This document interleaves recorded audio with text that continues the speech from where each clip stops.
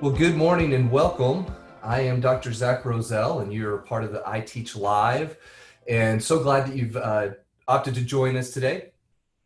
On today's episode, we've got some individuals from Lake Dallas ISD. We've got a first-year teacher, Megan Crudgington, and then we've got Molly Avellino and Christy Strickland here joining us. And today, what we're going to kind of look at doing is talking about from a first-year teacher perspective, what's it look like during this unique school year? We go through and we plan for the best case scenario. And the first day of school is going to be amazing. In the middle of the school year, you're hitting your stride and rolling.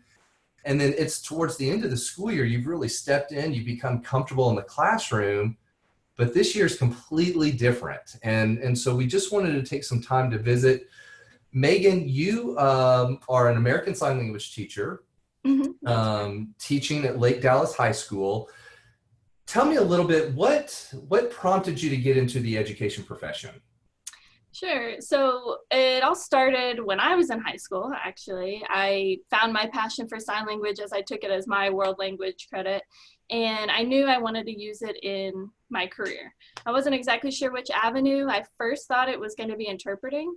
So I ended up going to Tarrant County College for interpreting, and I loved it. It was a lot of hard work. I ended up working at Denton ISD as an interpreter, and I really enjoyed it. But while I was there, there's a different role you play as an interpreter, and you can't so much teach as just hand off the information. So I found that draw to want to step in a little bit more and be a part of that education. And then also just share American Sign Language. I love it, and I have a strong passion for it, and I love that my students this year have seen that passion in me and taken it on, and now they want to use it in their careers. So that's really where it all started. And so being an interpreter, you had an idea of what the school year looked like. You had an idea of the cycle, the beginnings, the ends, the ebbs and the flows.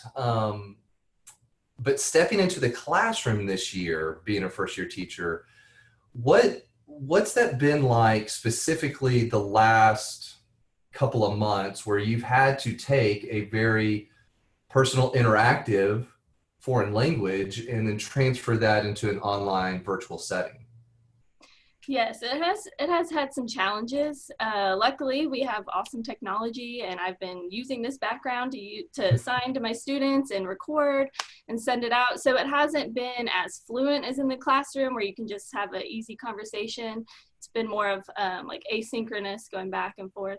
But we have made do, and the most important thing for our district is caring about everybody's emotional wellness first, and then after that, taking care of the business side. So I've tried to make my lessons engaging with what students have been dealing with, and trying to make it fun. I know a lot of them are stuck at home and bored. So it has been a challenge, but luckily my school district has our back, and I felt very confident in preparing these lessons and making sure everybody was taken care of.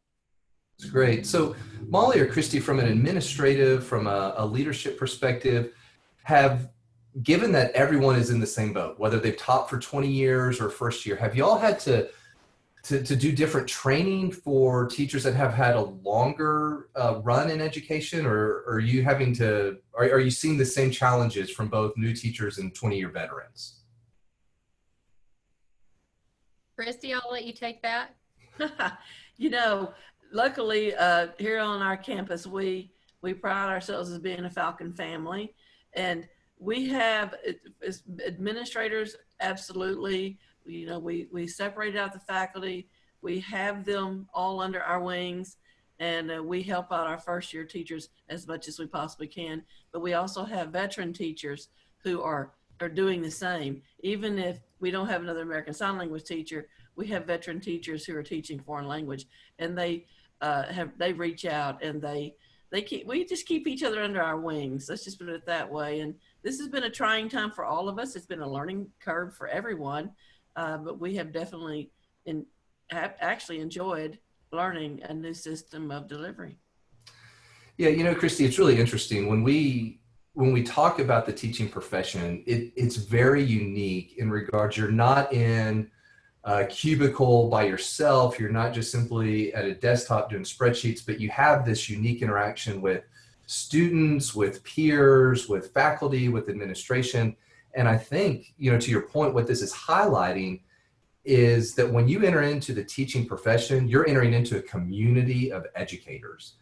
And I love how we all rally around one another, that if someone needs support, it's easily accessible and people are always willing to share. I think one of the greatest attributes in a person is the ability to be teachable.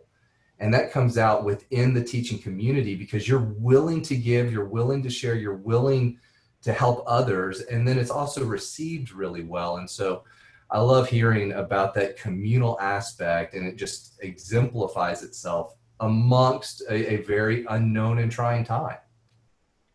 Yeah, and Zach, we've tried really hard as an admin staff to role model for the teachers, because it has been preeminently ultimate that we take care of the health and well-being, the social emotional aspect of the child whenever they're not, at school where we can see them, eyeball to eyeball.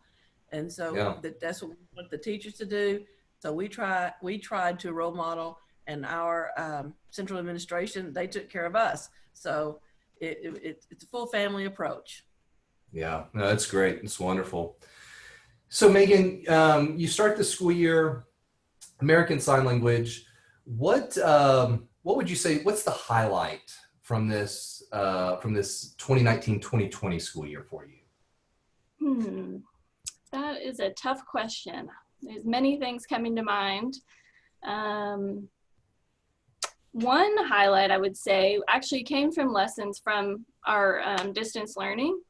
I just made a prompt of tell me a story, including your favorite fictional characters and how they might handle COVID. And I had so many amazing stories come through, and I was able to watch them, and I was blown away at the fact that I could give them a task that didn't have so many parameters around it, and they came through and used their own creativity, and they were looking up signs that I hadn't taught them yet, and they were really dedicated to show me something. And I think a lot of it came from the disconnect of not having them in classroom, and they're striving for that feeling of community and conversation. And so I was really blown away at the stories that students were sending me. It was amazing. That's great. So part of the initial certification process, as you go through instructional coursework, you go through training that is geared to make you the best classroom teacher you can be. And then you have the opportunity to step into the classroom. And one of the state requirements is that you're observed frequently by a field supervisor. And for the first part of the year, you were assigned to Emmett Baker. Talk to me a little bit about what it was like having, as I will affectionately refer to him as Coach Baker, as your field supervisor. Honestly, it was amazing. Coach Baker, I didn't know him for very long, but I felt like I really got to know him and everything he's been through in his life. And from our first phone call, before we even met in person, we spoke on the phone for about an hour, and he gave me the rundown of the schools he's taught in and principal and all these different things. And I could tell from that first phone call that he really believed in me, even though we hadn't met, we hadn't known each other very long. And I honestly was thinking, why is he telling me his whole life story? And as our relationship developed, I realized he was actually using his main point when teaching, that to teach, you build these connections, you build relationships with students, and then they have that respect for you and that investment in your relationship, and they want to prove to you that they are worth believing in. And so he was doing that with me from day one. He was connecting with me, and by the end of the first semester, I felt like I knew him, and I wanted to show him I was worth believing in, and he had expectations higher than I had, and I wanted to meet them.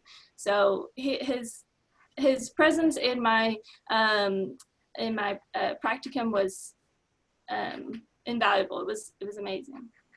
Well, I want to read you a little bit, and this is So just to give you a little bit of background, so Coach Baker was actually my field supervisor when I was going through my initial certification. I was a 7th grade science teacher in Denton ISD, and he came out and observed me. And so I've known him in 20 plus years. And in terms of education, he's one of my heroes. He's really been an individual who's invested, who cares, who's always prompted me to do better and better. And in visiting with him, he had some phenomenal things to say about you. And so I'm just going to read you a couple. He said, and it's interesting, given the context, it helps to know that you're teaching American Sign Language, because he says, observing just one of Megan's classes is truly amazing. There's not a sound in the room for 55 minutes. It's given me a renewed trust in the education of our students. He says, as I sit in her class, I can see that the students are using this information today. It will be used tomorrow and even well into their future. He said, I can see that the students know this and that they appreciate what they're learning isn't just for today, but it is making them better men and women for the future. He says, Megan is what we call in the education field a keeper. And so, Molly, we see snippets of Megan's teaching abilities from a certification standpoint. But you were saying before we hopped on the call, could you elaborate a little bit of what you've seen from Megan during this first year? Megan, we were talking about you before you signed on. So. Oh, wow. So, I was sharing with everyone that the scariest thing, of course, when we hire new teachers, how you guys feel when that door swings closed and it's just you in front of those 30, maybe more than 30 faces. And although you had been in the school environment, it is a transition when all of a sudden that classroom is you and it's go time. But Megan, I couldn't say enough good things about you. You have tackled the challenges of this year, and they've been many, in such a courageous and collaborative fashion. You've reached out when you've needed to, you've knuckled down when you've needed to, and it's a joy to see in someone so new to teaching that you are so invested in continuing to just study your pedagogy. The science of the sign language, but the science of teaching and all those crazy teenagers and their hormones and everything that's going on in there. I just can't say enough about what a positive addition you've been to our family here. And I hope it's for a really long time. Me too. Thank you so much. Me too. So, Emmett Baker, he did pass away in January. And so, which affected us all. He had 56 years in education, and he was sick towards the end of the run, and he knew he was sick. And we had a conversation one day. He called me up and he said, Zach, I know that this isn't standard procedure. Typically, field supervisors will nominate their teacher of the year at the end of the year. We wait until May just to make sure everything's gone smoothly and gone great. But he called me up and he said, Zach, in my almost 60 years of education, I haven't seen a teacher quite like Megan ever before. He said, I can count on one hand the number of educators that are at her level, her capacity, her passion, and her determination. Wow. And he said, I want to nominate her early. He wrote this. He said, at my age, I don't get to do many things that provide me a great deal of pleasure and also bring tears of joy to my eye. He goes, it would be my dream to go to Lake Dallas High School, stand in front of the teachers and principals along with their students, and announce Megan as a secondary teacher of the year for iteach. It would be the highlight of the year for me. And so, Megan, with that, you have been nominated as the iteach Texas Secondary Teacher of the Year. And with that, it involves a full scholarship. So all monies paid to iteach Texas are refunded back to you as a way of us saying thank you. But something also that we want to do this year in an honor of Coach Baker is you will be the first recipient, but it will always be known as the Emmett Baker Teacher of the Year Award. And so Megan, you are our first, but for the 1920 school year, congratulations on being the Emmett Baker Teacher of the Year for iteach Texas. Are you serious? Yes, ma'am. Congratulations. Congratulations. Thank you so much. Yeah. Oh my gosh, I wish Coach Baker could be here. Yeah. It's listening to him talk about you. And again, I know it was first semester, but you don't get that kind of praise from a gentleman who's been in 56 years of education by just winging it. I mean, Right.